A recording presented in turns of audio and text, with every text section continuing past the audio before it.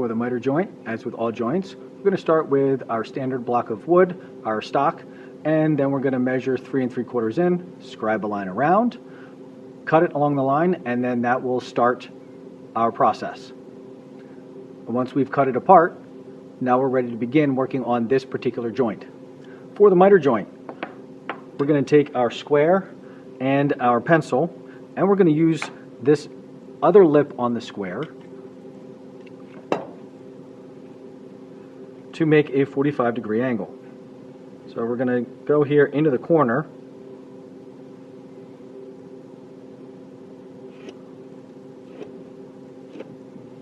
and make our line into the corner, and we're going to need this to wrap around just like with the other ones.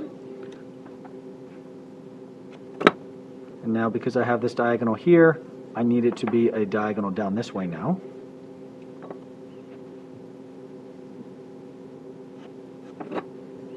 And we're going to do this on both of these.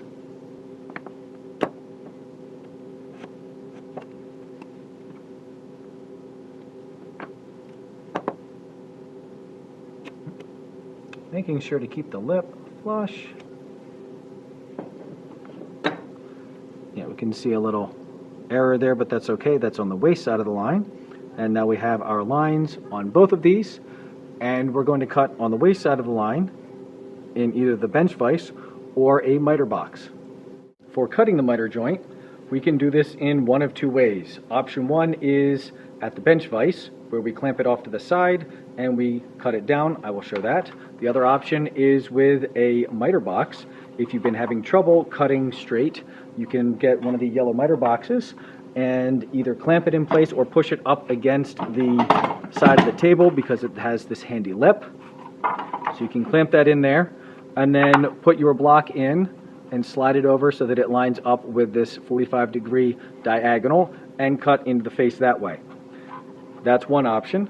The other option that I prefer is using the bench vise. Now, with this swing here, if we try to clamp this over to the side, that's not going to go real well because it's not going to give us a good clamp. So what we need to do is take the other guy and put the other guy in here and let him sit down on the screw, and he will provide us with a good clamp, and then our wood can go over to the side. Oh bother, it just fell out. Alright, notice how I have it securely in there because I have an extra piece down below, and I have the line off to the side of the table so that my saw can go through here and not run into the table. As with all other cross cutting, this is helpful if you put your thumb here. Now this is on an angle, so that makes it a little bit more difficult, but put your thumb here so that you can start by guiding your blade, and we want to follow as close as we can to the lines here. So I get a little kerf mark there, and once I get this going, then I'm going to want to cut down into this line and across this line and then down the line on the front also.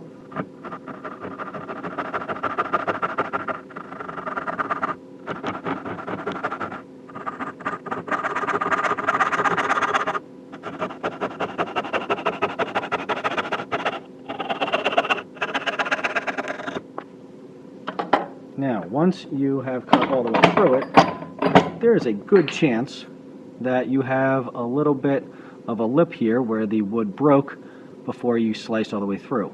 We're going to use a chisel to clean that up. We'll place this in the middle of the bench vise now, so we don't need the lower piece as before. And we're going to use the flat of the chisel to pare this back, and if you notice, I've got some roughness here from the saw blade, and I can clean that up with a chisel as well because we want this to be as flat as possible so that we can make a good clean glue up.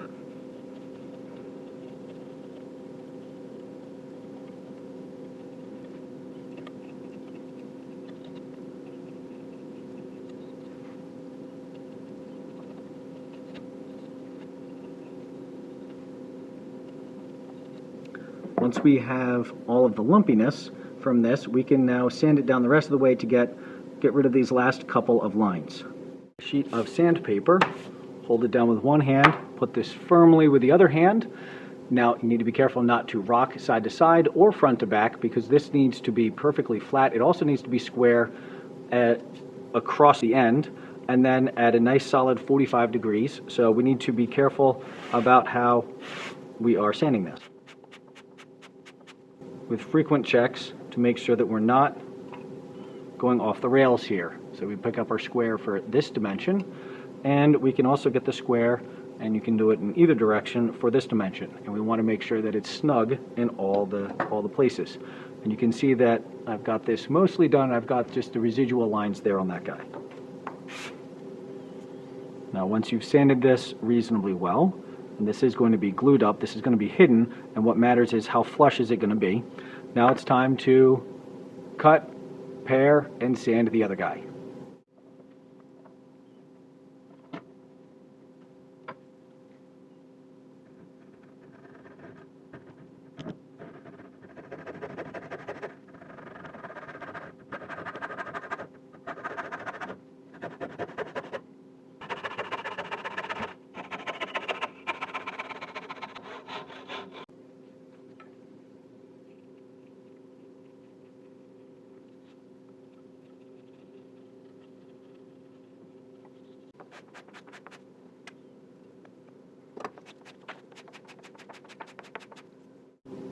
Cut, pared, sanded. Now it's time for glue up. We've got our paper to protect our wood, and we put a bead on here, spread it out. Now this is end grain to end grain, so there's a chance that the end grain will soak up some of this. So we'll let it sit here and see if it soaks anything up. If it does, then we need to add a little bit more. If it doesn't, then we're good to go.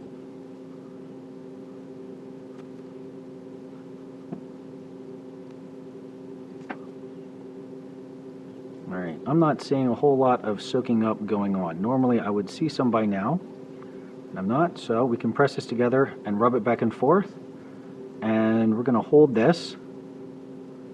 Now we need to make sure that it's not just square, it's also flush and not twisted. So you can see that's twisted. We need it to be not twisted either. So we're going to hold it like this and get the corners lined up with each other and the faces lined up. There we go. Get rid of the squeeze out. And we've got squeeze out everywhere, which says that we have enough glue. We've wiped off the squeeze out. We've got these little fuzzies that once the glue is all dry, we can sand those off, and on the other face also. Now, if you use too much glue, you're going to be spending some time sitting here pinching this to hold it together. Our 45 degree angle clamps are not small enough to be able to handle something of this size, so you're the clamp until it doesn't need to be clamped anymore. And then one more thing you can do is check and see how square it is on the inside, and then how square it is on the outside, before you declare victory and move on. Now, if you're doing this while the glue is still wet, you need to be very careful so that you don't bump it and misalign things, like I just feel like I did. All right, so shift that back.